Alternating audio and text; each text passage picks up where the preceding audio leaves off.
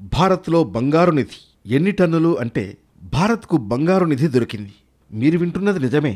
ఈ నిధి ఒడిషా రాష్ట్రంలో దాగి ఉంది. Geological survey of India GSI సర్వేలో ఈ రాష్ట్రంలోని అనేక జిల్లాల్లో దాదాపు 20 టన్నుల బంగారం నిల్వలు ఉన్నట్లు అంచనా వేసింది. విషయం బయటకొచ్చిన తర్వాత రాష్ట్ర ప్రభుత్వం, మైనింగ్ శాఖ వెంటనే చర్యలు చేపట్టాయి. అసలు ఎక్కడెక్కడ బంగారు నిల్వలు ఉన్నాయి, ఎంతెంత ఉన్నాయి అనేది ఈ స్టోరీలో తెలుసుకుందాం. ఈ జిల్లాల్లో బంగారు నిల్వలు దేవఘర్, సుందర్గఢ్, నబరంగ్పూర్, కియోంఝర్, వేలు, కోరాపుట్ జిల్లాల్లో పసిడి నిల్వలు బయటపడ్డాయి. వీటితో పాటు మయూర్భంజ్, మల్కాన్గిరి, సంబల్పూర్, బౌద్ధ్ జిల్లాల్లో కూడా గోల్డ్ కోసం అన్వేషణ జరుగుతోంది. ఈ జిల్లాల్లో ఎంత బంగారు నిల్వలు ఉన్నాయనేది అధికారిక గణాంకాలు ఇంకా విడుదల కాలేదు. కానీ ఒక ప్రాథమిక అంచనా ప్రకారం 10 నుంచి 20 మెట్రిక్ టన్నుల మధ్య నిల్వలు ఉండవచ్చని అధికారులు భావిస్తున్నారు. దీన్ని దేశీయ ఉత్పత్తిని పెంచే దిశగా కీలక ముందడుగుగా చెబుతున్నారు.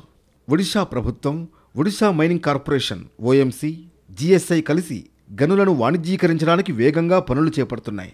దేవఘర్ జిల్లాలోని మొదటి బంగారు మైనింగ్ బ్లాక్ వేలానికి సిద్ధమవుతోంది.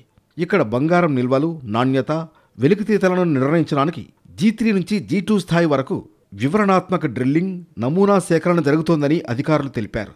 తర్వాత పరిశోధనలు, ప్రయోగశాల విశ్లేషణల తుది నివేదిక ఆధారంగా సాంకేతిక కమిటీల ద్వారా వాణిజ్య సామర్థ్యాన్ని అంచనా వేస్తారు. అనంతరం పారదర్శక వేలం నిర్వహించి పెట్టుబడిదారులను ఆకర్షిస్తారు. ఈ నిధిని వెలికితీస్తే ఈ ప్రాంతంలో మౌలిక సదుపాయాలు, ఉపాధి అవకాశాలు మెరుగుపడతాయి. అలాగే ఇండియా బంగారం దిగుమతులపై ఆధారపడడం కొంచెం తగ్గుతుంది. ఒడిషాను ఇనుము, ఖనిజం, బాక్సైట్ కేంద్రంగా మాత్రమే కాకుండా ఇకపై బంగారం కేంద్రంగా కూడా గుర్తించవచ్చు. దేశంలోని క్రోమైట్లో 96% ఈ రాష్ట్రంలోనే ఉంది. అలాగే బాక్సైట్లో 52%, ఇనుప ఖనిజంలో 33% నిల్వలు ఉన్నాయి. ఇప్పుడు కొత్తగా బంగారం కూడా ఈ జాబితాలో చేరింది. మొత్తం మీద ఒడిషా నుంచి వచ్చిన ఈ బంగారం భారతదేశ మైనింగ్ చరిత్రలో ఒక కొత్త అధ్యాయాన్ని లిఖించగలదని, స్థానిక ప్రజలకు ఆర్థిక వరంలా నిలుస్తుందని పలువురు విశ్లేషకులు అభిప్రాయం వ్యక్తం చేస్తున్నారు.